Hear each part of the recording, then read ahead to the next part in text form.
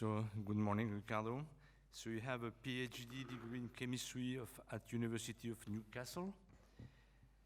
And your work experience, analytical chemist, research analyst at private company, Didalo in 2005. Then you moved to Vendony and finally to GSC Group as R&D officer for wet end. And your position, of course, you're R&D officer for wet end at GSC Group, and that's it. Thank you so much, please.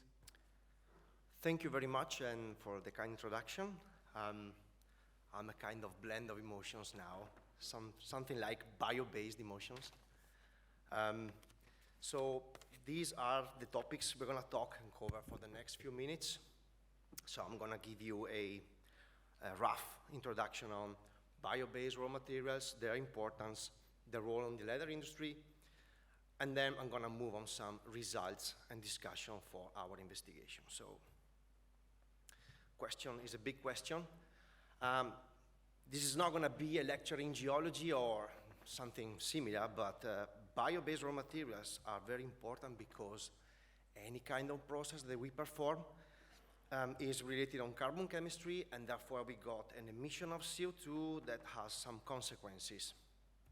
Right, but it happens to be that carbon doesn't stick into the atmosphere and actually flows, and we got two fashions. We got a slow and a fast fashion. So the fast carbon cycle is actually the one that is involved on bio-based materials. It's enriched in carbon-14 isotope, as a couple of colleagues mentioned yesterday. So why is it important? Because if we could switch our chemicals portfolio, raw materials and these kind of things, with bio-based materials, we could actually tackle greenhouse gas emissions, that meaning reduction. Why? Because the synergy between agriculture and the fast carbon cycle could provide eventually a very, very important portfolio of raw materials. So what happens for the leather industry? Well, it's nothing new. So we do know that we have used since decades these kind of chemicals. And of course, for the leather industry, I'm mentioning few raw materials. Lecithin, for instance, lignin, starch, casins, blah, blah, blah. Too many examples. As a chemical company that produces leather auxiliary, we do know how to use this kind of materials. So they are part of our knowledge. Just to say one other thing, in 1920, Ford was trying to prompt the need and a different approach on the utilization of raw materials from agriculture activities, and he used the word chemergy. So a synergy between agriculture activities and chemistry. So he was stressing and emphasizing this kind of approach. So how can we assess bio-based content on a matrix? So we have different approach, but for the measurements, we have two main methods. I'm going to focus on the EN 16640 because it's got like a wider definition, and that's the one that we use in the investigation.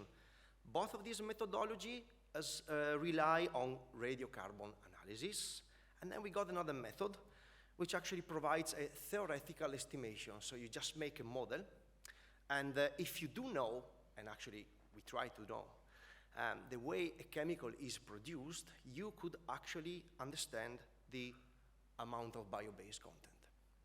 So what we did was actually doing this. So we made a model, focused on chemicals, then we focused on the leather obtained with different tanning technologies and the chemicals used for that processing. We focused actually on automotive production. And then we went on assessment comparison of leather performances. So first thing first, chemicals. So we made a model. We just got this kind of spreadsheet, as you can see in here.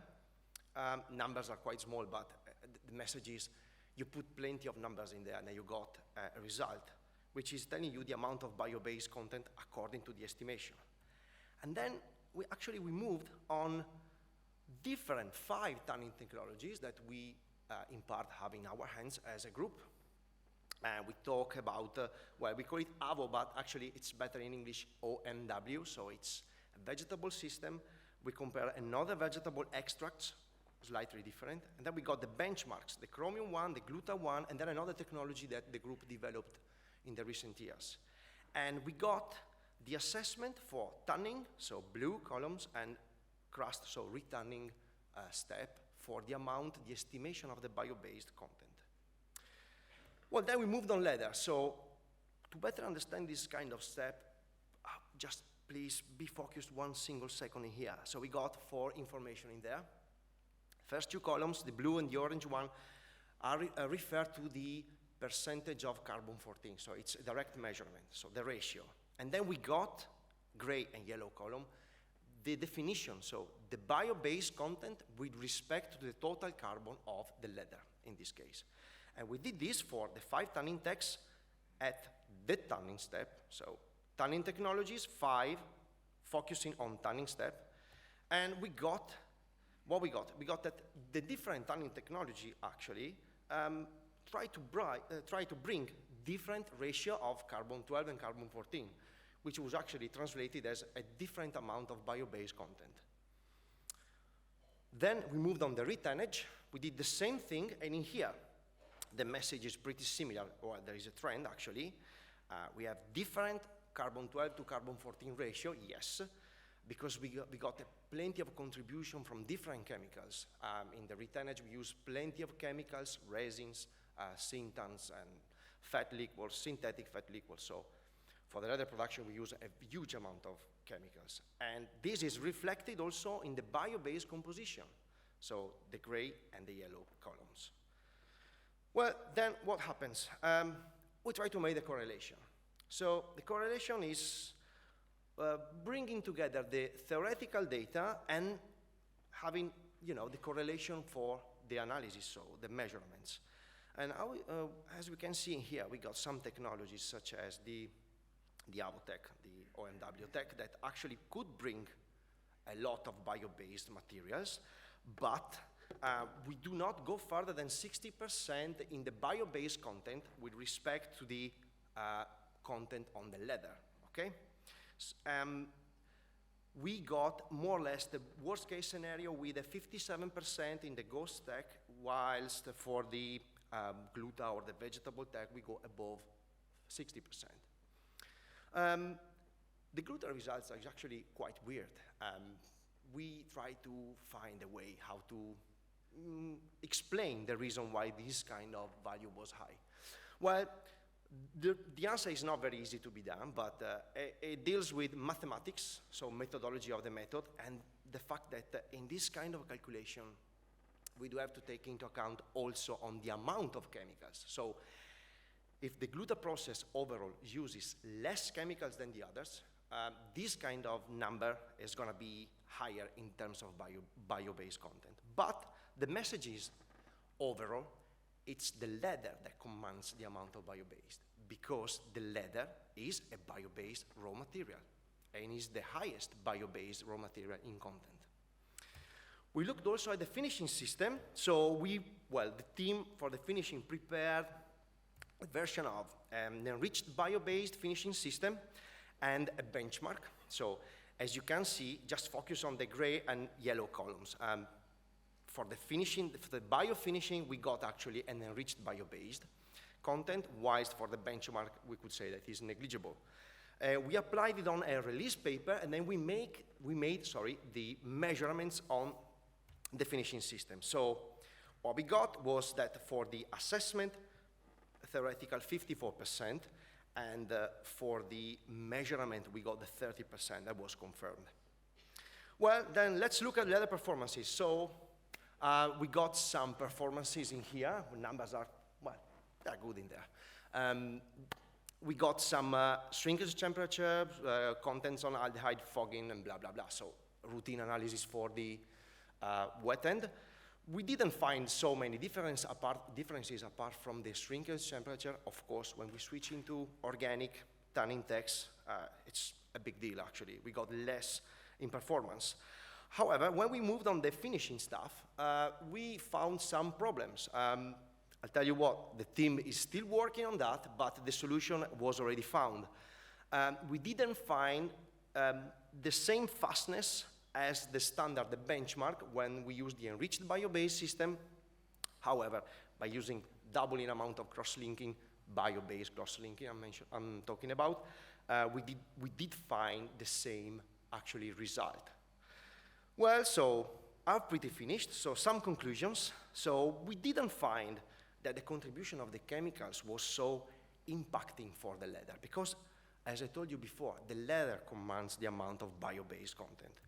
So well, I can say that there is the threshold of the 60% that is very difficult to be overcome.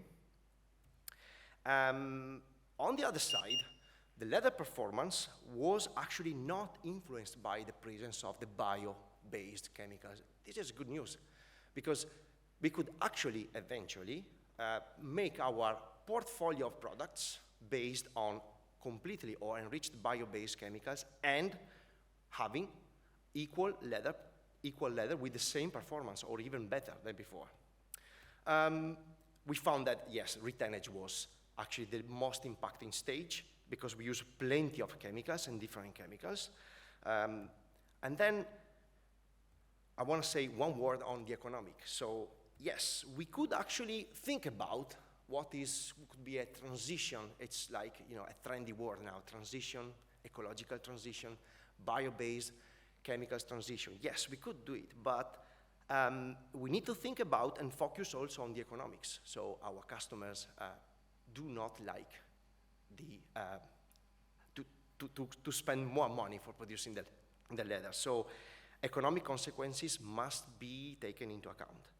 Some acknowledgements, so you guys in the audience, thank you first. And then I would like to thank GSC Group for supporting this research, the entire group, and Conceria Pasubion Life Program for the raw materials, and Ars Tinctoria for the analysis. Thank you very much.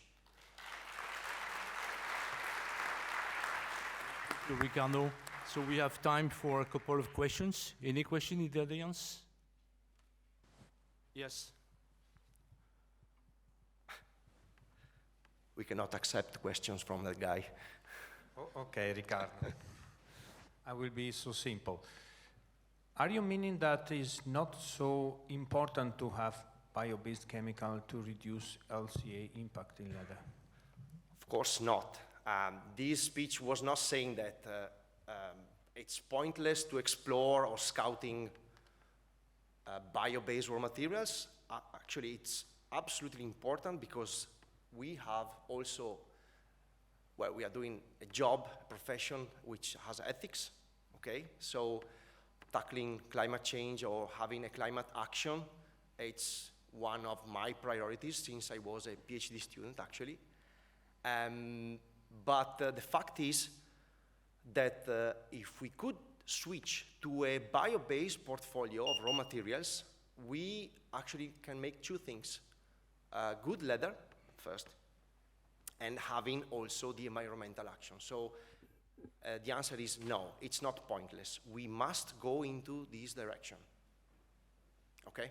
This is the direction because leather is bio-based raw materials and also our chemicals must be enriched in bio-based raw materials. Okay? Thank you. We have time for one more question. No? Okay. Riccardo, thank you so much. Thanks to you.